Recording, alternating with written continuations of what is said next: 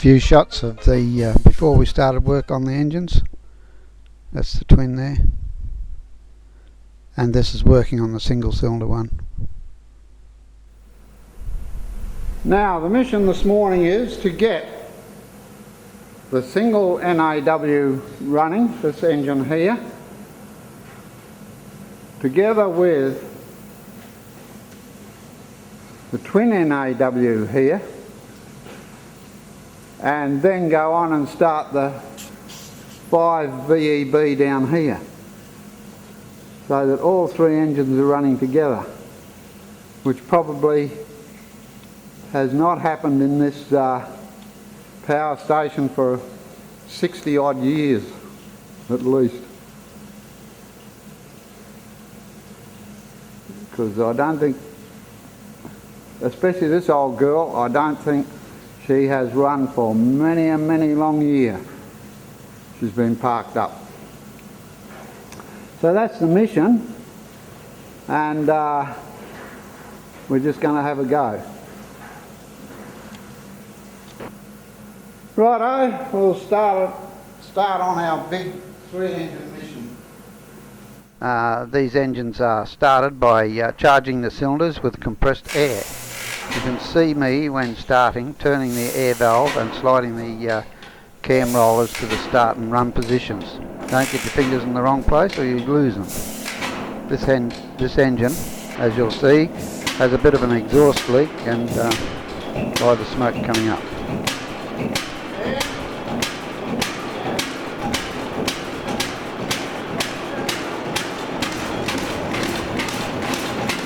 Just turning off the air there.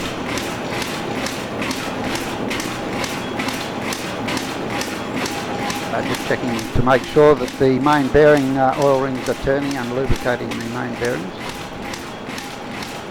Again, I'm just going to turn the main air off.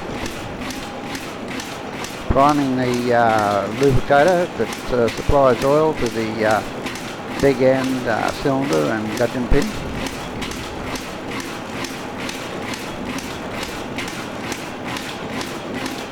So on to the next job.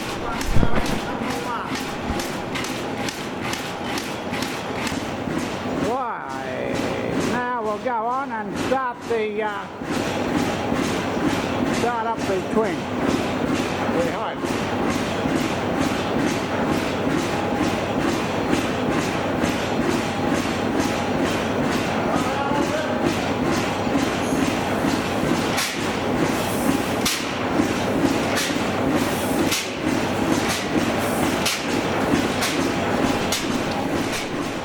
Yes, well here you'll see me start one engine and then race around and start the second engine by sliding the cams from the start to run positions.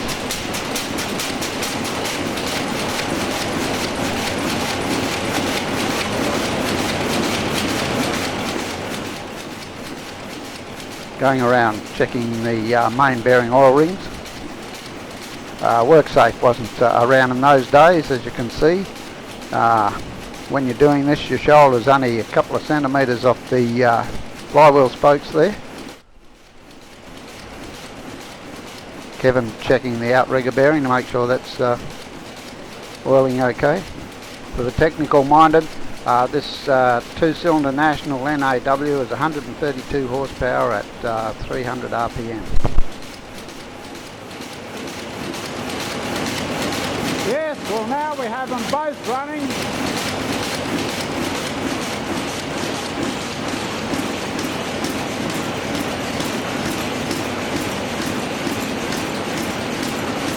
So the idea now is to get the VEB running at the same time.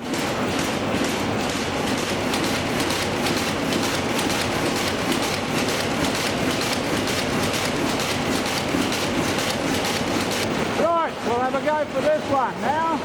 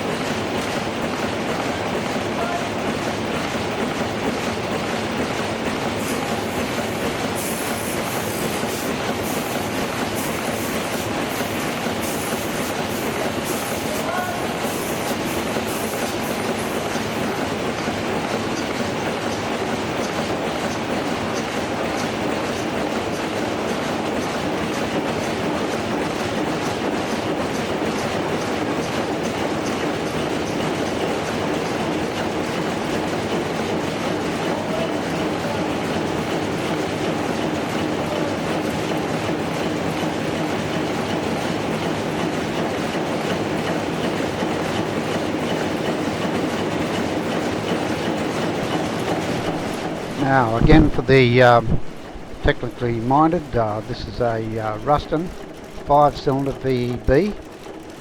It's a 340 horsepower motor at somewhere around between 400 and 500 revs. It has a 200 kilowatt alternator, 200 kilowatt 440 volt alternator on it. A pretty big unit for those days. This at the moment is struggling a bit because I've only got it running on 3 out of the 5 cylinders, and it also has a very bad knock in it. So when I went to start it, it took a well. The cylinders were number 4 cylinder was C solid, and gee, it took days and days and days and days of barring the motor backwards and forwards to free it enough to turn it over. So God knows it was water damage again. Everything has water damage.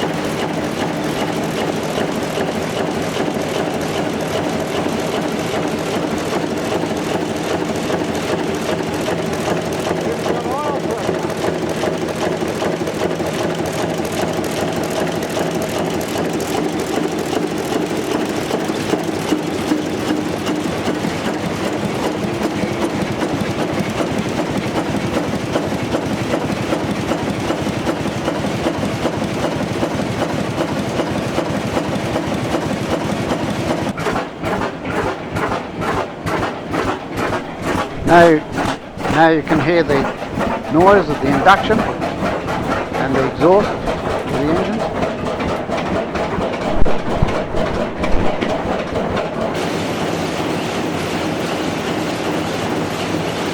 Right, we're about to start closing down engine.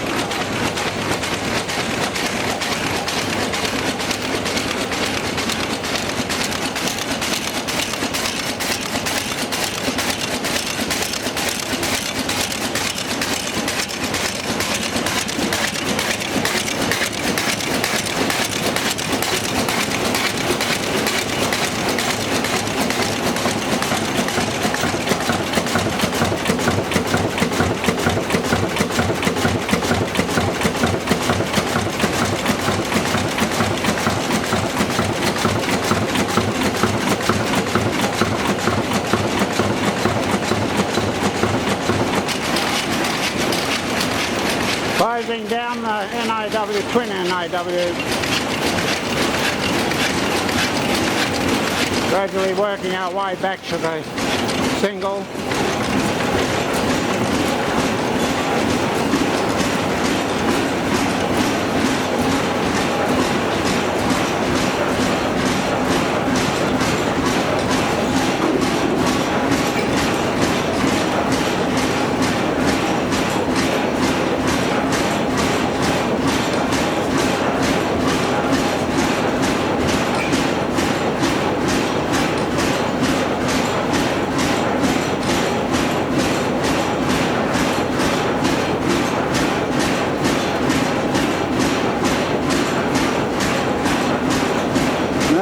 Go and close down the single.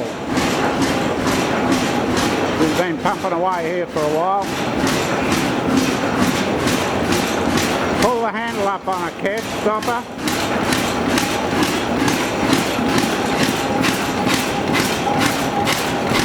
This is a single cylinder national NAW engine, 66 horsepower at 300 RPM. Few leaks in the exhaust pipe, but not bad. These engines take quite a long time to slow down because of the inertia energy coming from the flywheels.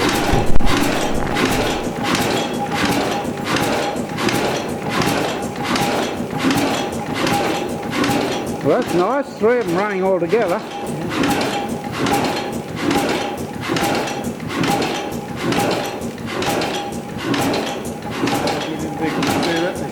No.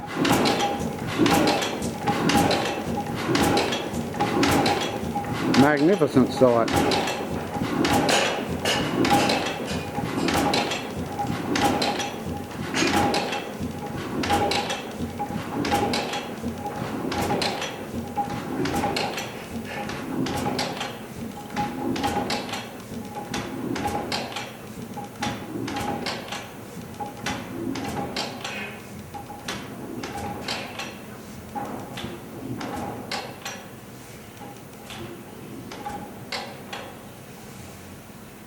Engine bouncing backwards and forwards from the compression in the cylinder.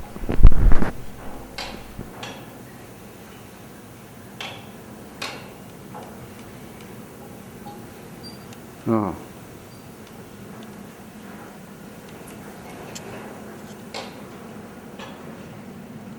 We'll mark the occasion with a blowing of the whistle.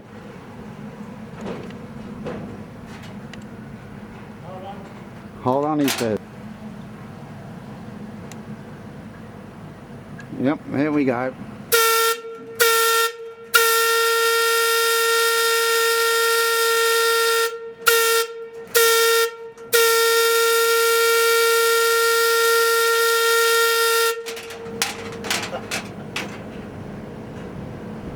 Here we have John and Joe Patey, the Comet Mine and museum managers at the time.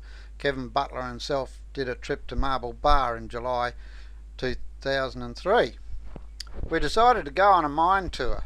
John did an excellent mine tour and we got talking about the engines and he got me all inspired to start restoring them. So I got in touch with Gary Morgan and Peter Cole, and from that you can see what transpired. If I hadn't have met John, I'd probably